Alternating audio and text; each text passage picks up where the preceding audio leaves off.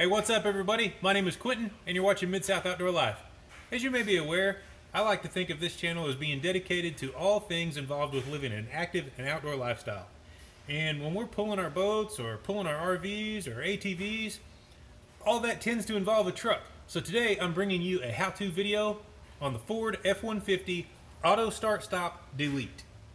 If you're watching this video, I'm going to say there's a pretty good chance that you're either in the market for an F-150 or perhaps you already own an F-150 and you've learned that the auto start stop feature is not all positive.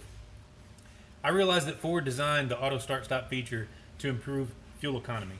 However, a quick survey of Ford owners will quickly reveal that that's not always the case.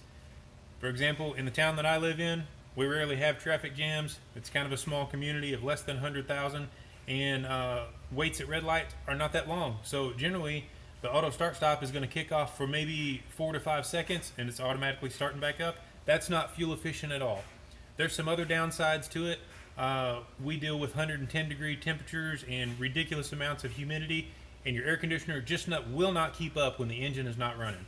So there's more to the pros and cons list than just that, but auto start stop sucks. And if you want to get rid of it permanently so you don't have to hit this button every time you get in the vehicle, that's what today's video is about. So let's go, shall we? This is really easy to do. You can do it at home. You only need a couple of tools. You need a plastic prying tool that won't scratch up your dash. You need a fresh X-Acto knife or some sort of razor blade with a good sharp blade. You need a basic pair of pliers. You need a number 7 socket. And then you're going to need a 1/8 inch drill bit and one of these quick splice connectors. The reason we want the 1/8 inch drill bit is that these quick splice connectors are not designed to have 2 uncut wires pass through them. They're designed to have one butt end wire and one solid wire inside them. And so what we want to do is drill out both of these holes in the quick splice. As you can see, my drill bit will go through both of them. That way we can trick this button without cutting any wires. I just think that's the cleanest way to do this job. So here we go. I've already popped everything loose here just to speed up the video, but essentially we're going to start at this speaker grill. Just take your prying tool and pop the speaker grill up. It's just got these clips here. Set it to the side. After that, you're going to find that there's 2 7mm bolts at the back of the speaker. You're just going to unscrew those with your socket and set this to the side. You don't even have to unplug it. That will expose that there are 2 7mm bolts right here behind this fascia. Once you take those bolts out, you'll start to pull on this fascia. You may need the assistance of this non-marring prying tool to pop this fascia loose. You don't have to take the fascia all the way off. Sometimes they'll pop off easy, sometimes they won't. But as long as you can reach your hand in here behind this button, that's all that matters. There's a harness here. There's 2 buttons in this housing. And you just got to reach back behind there and take out this harness. Alright, this harness has 6 wires going to it. I'm only interested in 2 of them. I'm interested in the white one and the middle one. The middle one might vary in color. I'm not sure why Ford did it that way, but the middle one might be of several different colors. But what we want to do is we want to join the white wire and the middle wire with our quick splice. That's super easy to do. Just make sure that both wires are guided into the quick splice.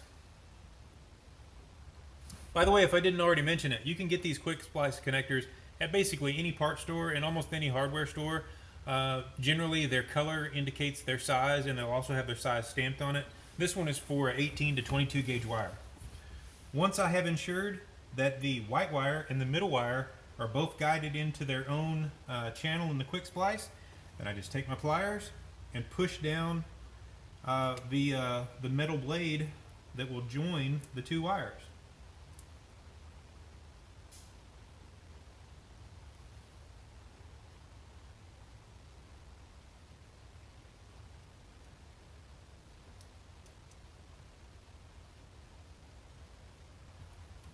Absolutely nothing to it.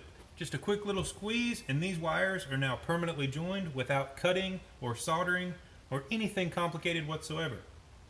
Now the button thinks that it's engaged all the time, and the truck will never go into auto start-stop mode. All that's left after adding your quick splice is to reconnect the wiring harness. Just like that. And now reassemble these three pieces in the reverse order. I suspect that many of you out there will be quite nervous at the idea of tearing into the dash of your brand new vehicle. That's understandable. Also, you'll probably be nervous at the idea of tampering with your wiring in any way. I get that too. I'll just mention that I've had my F-150 done exactly like this for nearly 2 years. Never once experienced an issue.